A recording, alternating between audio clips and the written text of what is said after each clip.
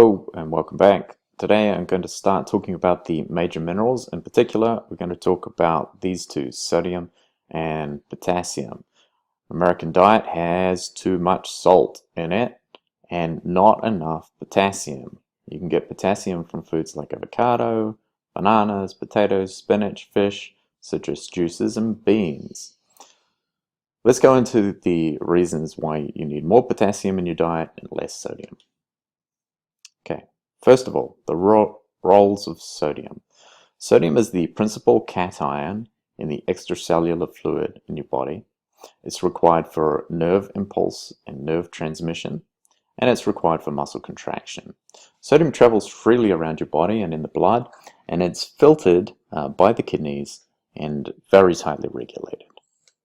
So, is sodium bad for you? Well, the recommended daily allowance for sodium is 2,300 milligrams per day.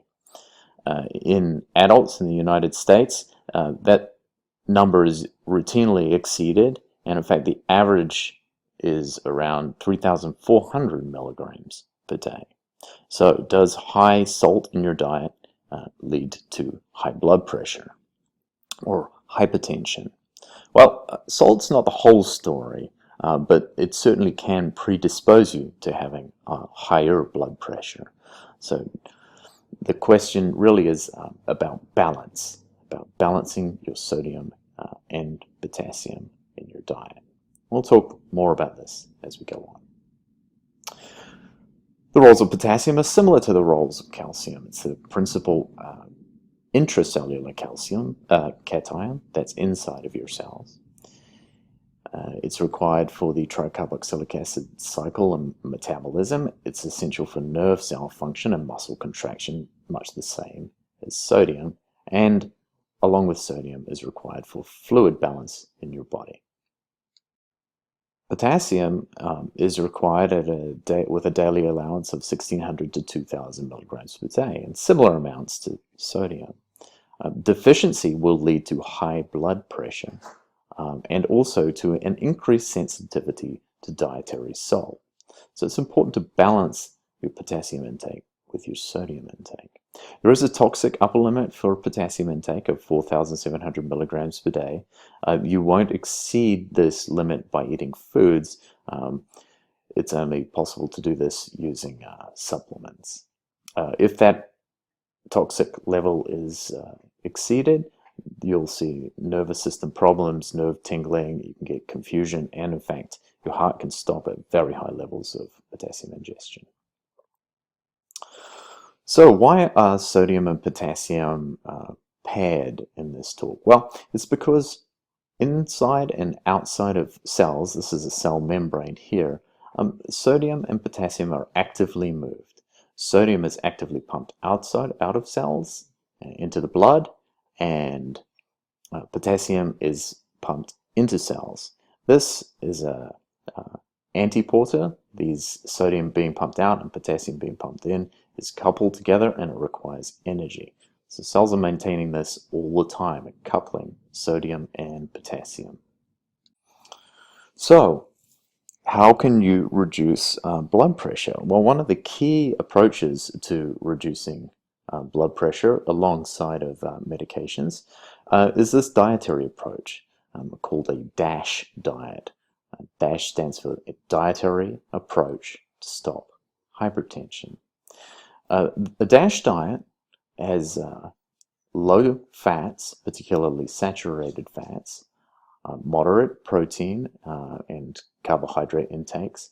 But where it's interesting is that the DASH diet is low in sodium and high in potassium, along with good amounts of calcium, magnesium, and fiber. This diet has been shown to reduce hypertension or high blood pressure in patients with high blood pressure. A DASH eating plan is high in grains with 6 to 8 servings a day. That would be whole grains. High in vegetables with 4 to 5 vegetables a day. High in fruits, 4 to 5 fruits per day. It has a reasonable amount of low-fat dairy products, which are a good source of potassium. There are Servings of fish, meat, and poultry are moderate throughout the week. Nuts, seeds, beans included, and fats and oils and sweets are reduced in this diet. So, what happens with a DASH diet?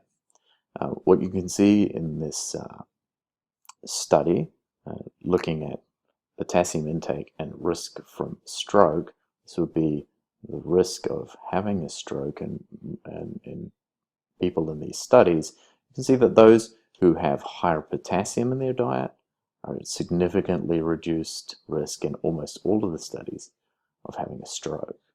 And that's because of the effect of the DASH diet in lowering blood pressure. So to conclude, current nutrition data supports diets that are very high in potassium and low in sodium. So I would recommend eating more fresh fruits and vegetables, things like avocado, bananas, potatoes, spinach, beans, citrus, juices, and fish to get the potassium that you need in your diet every day. Thanks. Talk to you again soon.